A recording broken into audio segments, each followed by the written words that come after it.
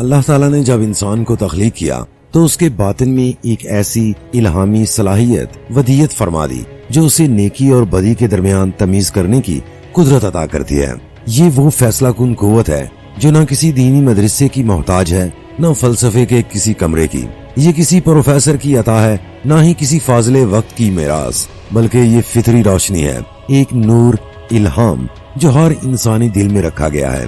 جیسا کہ قرآن مجید میں ارشاد ہے، سورہ شمس آیت نمبر 8، پھر اللہ نے اس کو یعنی انسان کو اس کی بدی اور اس کی پرہیزگاری کا شعور دیا۔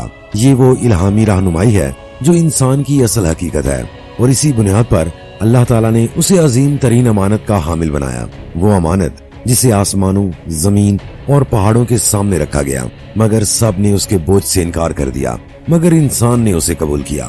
سورہ احزاب آیت نمبر 72، ہم نے اس امانت کو آسمانوں، زمین اور پہاڑوں پر پیش کیا، سب نے اس کو اٹھانے سے انکار کر دیا اور اس سے ڈر گئے، لیکن انسان نے اسے اٹھا لیا، بے شک وہ ظالم اور نادان ہے۔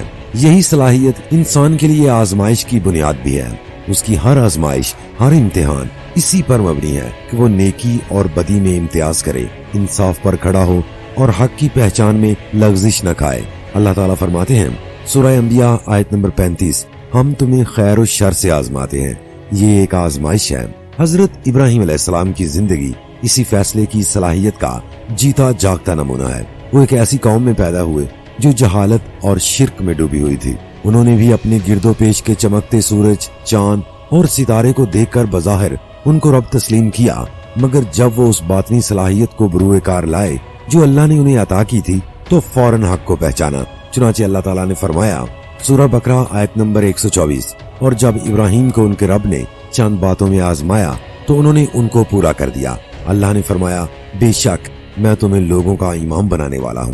ابراہیم علیہ السلام کی یہ امامت کسی عالم کی سند پر مبنی نہ تھی، نہ کسی دینی ادارے کی تربیت پر، بلکہ یہ وہ الہامی فیصلہ کن شعور تھا جو فطرت کی روشنی سے جگمگاتا ہے اور جو ہر انسان کو عطا کیا گیا ہے۔ قرآن اسے ملت ابراہیم قرار دیتا ہے، جس کے پیروکار بننے کا حکم خود محمد الرسول اللہ صلی اللہ علیہ وسلم کو دیا گیا۔ سورہ نحل آیت نمبر 123، پھر ہم نے آپ کی طرف وحی کی کہ آپ ابراہیم کی ملت کی پیروی کریں جو ایک اللہ کی طرف جھکنے والے تھے۔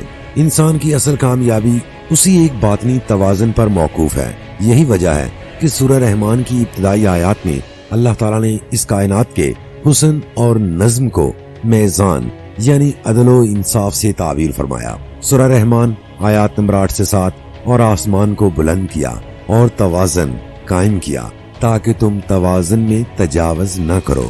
انصاف وہ میزان ہے جسے نہ صرف کائنات میں رکھا گیا بلکہ انسان کے باطن میں بھی نصب کر دیا گیا۔ جو قومیں انصاف پر بنیاد رکھتی ہیں وہ خواہ بظاہر دین سے ناآشنا ہوں، اللہ کے نظام عدل سے قریب تر ہو جاتی ہیں۔ چنانچہ آج اگر ہم جاپان، فرانس، چین یا دیگر جدید معاشروں کو دیکھیں تو معلوم ہوتا ہے کہ ان کے پاس نہ تو قرآن ہے، نہ رسول کی ہدایت، نہ علماء دین، نہ مساجد و مزارات، لیکن چونکہ ان کا اجتماعی نظام انصاف پر کھڑا ہے، اسی لیے اللہ تعالیٰ نے انہیں دنیا میں رزق، امن اور ترقی سے نوازا۔ جبکہ ہمارے ہاں قرآن موجود ہے، سنت کی روشنی ہے، علماء کی رہنمائی ہے، لیکن انصاف کا فقدان ہے، اور یہی ہماری ذلت و گمراہی کی اصل وجہ بھی ہے۔ اللہ تعالیٰ فرماتے ہیں سورہ نحل آیت نمبر 97، جو بھی نیک عمل کرے، مرد ہو یا عورت، اور وہ مومن ہو، ہم ضرور اسے پاکیزہ زندگی عطا کریں گے۔ یہ وہ وعدہ ہے جو اللہ تعالیٰ نے ہر اس انسان سے کیا ہے جو فطرت کی روشنی پر یقین رکھتا ہے اور عدل و انصاف کے دامن کو تھامے رکھتا ہے۔ یہی انسان کی اصل آزمائش ہے اور اسی پر کامیابی یا ناکامی کا فیصلہ ہونا ہے۔ لہٰذا انسان کی نجات نہ محض ظاہرداری میں ہے، نہ نعرہ بازی میں اور نہ رسم و رواج میں۔ نجات صرف فطری الہام کو پہچاننے، اس کے مطابق فیصلے کرنے اور ہر لمحہ عدل و صداقت پر کھڑا رہنے میں ہے۔ یہی اصل عبادت ہے، یہی اصل دین ہے، اور یہی اللہ کی طرف سے دی گئی وہ امانت ہے جس کے سبب انسان خلیفۃ اللہ کہلایا۔